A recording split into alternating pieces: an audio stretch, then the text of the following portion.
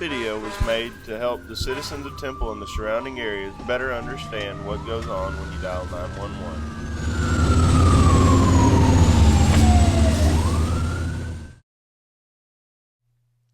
It is important to know that resources are in place long before you decide to dial.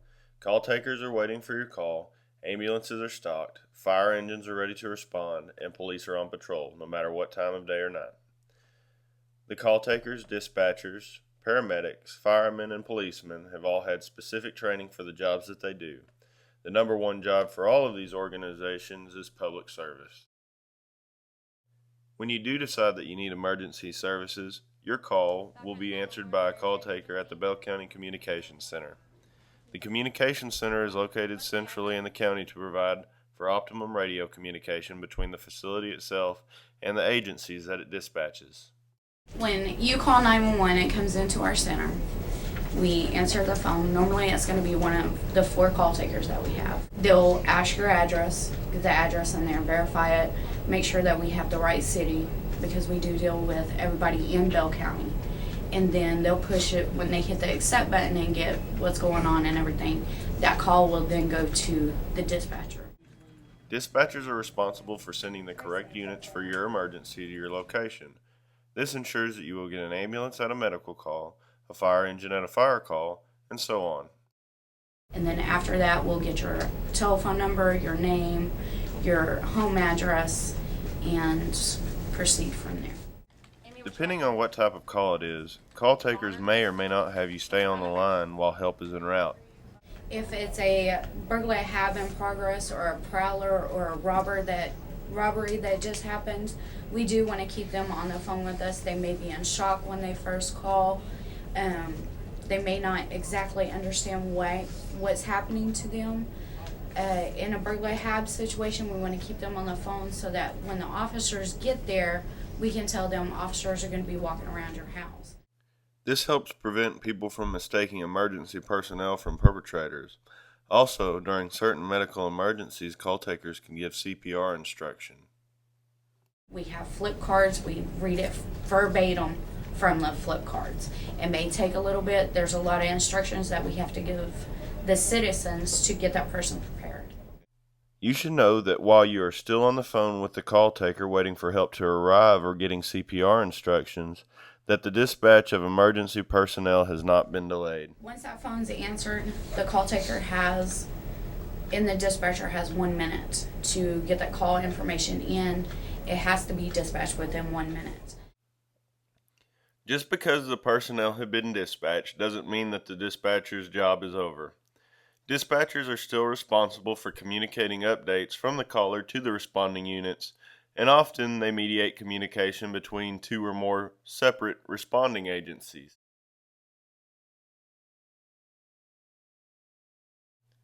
In Temple, there are 3 main agencies who are dispatched in an emergency. Temple Fire and Rescue, who serve as both fire suppression and first responders to most calls. Scott and White Emergency Medical Service, who provides advanced patient care and transport via ambulance to the hospital. And Temple Police Department, who is responsible for general citizen safety and law enforcement. Depending on the specific type of incident, 1 or more of these agencies may be sent to your location. Temple Fire and Rescue, for example, will get dispatched to the great majority of medical calls and car accidents and all fires in the city. Currently, the city of Temple is divided into 7 fire and EMS response districts. Stations located in these districts are strategically placed to reduce response times. Probably in 2010, we will have to start opening up our 8th station, which will give us 8 districts, which also will help reduce some of our response times, especially on the west side of town. Also, you should know that since Temple Fire and Rescue has paramedic engine companies with advanced life support equipment, any call that requires an ambulance will also have an engine company responding as well. We are designated as a first responder ALS system, and the way that system works is that we ensure that we have ALS capabilities on every frontline engine company. Usually, Temple Fire and Rescue is first on scene. When this is the case, Temple Fire and Rescue medics and EMTs initiate patient care and start treating the patient until the ambulance arrives to take them to the hospital. We're underneath the same medical director, Dr. Greenberg, which allows us to use the same type of treatment protocols and medications. In cases where Scott and White EMS does arrive first on scene, Temple Fire and Rescue assists the ambulance crews. It doesn't really matter which system gets there first. Our goal is to provide the best quality service we can. If appropriate, fire and rescue personnel will ride in the ambulance to the hospital to assist the ambulance crew with patient care. In doing that, we have to have a relationship with whoever the transporting agency is, in that we assume care initially. Scott and White would take over care, and we would continue care with Scott and White if the need arose. Scott and White EMS units are dispatched by their own communications center known as MedCom, when Bell County Communications informs them of a call. Basically, how we receive our 911 calls here at Scott and White is through the Bell County Communications Center, and we receive it on the 800 radio. The tones will drop for us, as well as the Temple Fire Department or the... Scott and White EMS dispatch uses the information that they've obtained to determine what unit is closest and send them en route. When we get there, we like to introduce ourselves. We like to find out who our patient is, where they are. We check naturally our airway, breathing, and circulation are the first ones that we look at.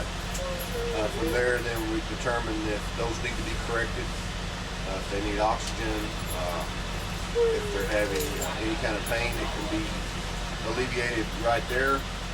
Take some vital signs, try to get a brief history of the illness that's present, and get past history up from them, and then determine if they need to go to the hospital.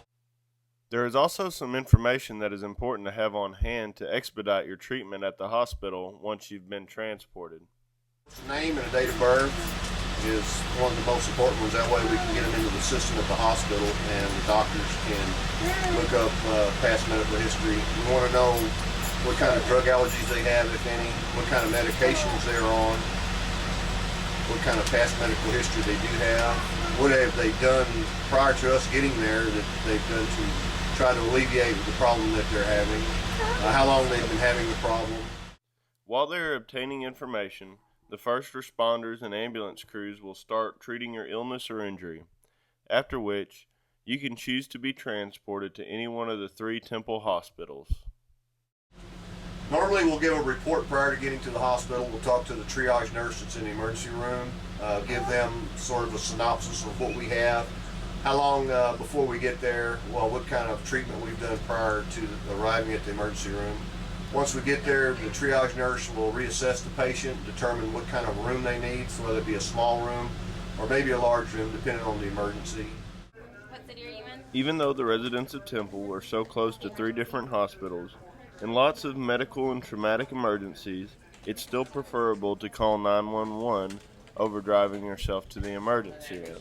We still see about 40% of patients that go straight to the cath lab with a heart attack have driven themselves into the hospital.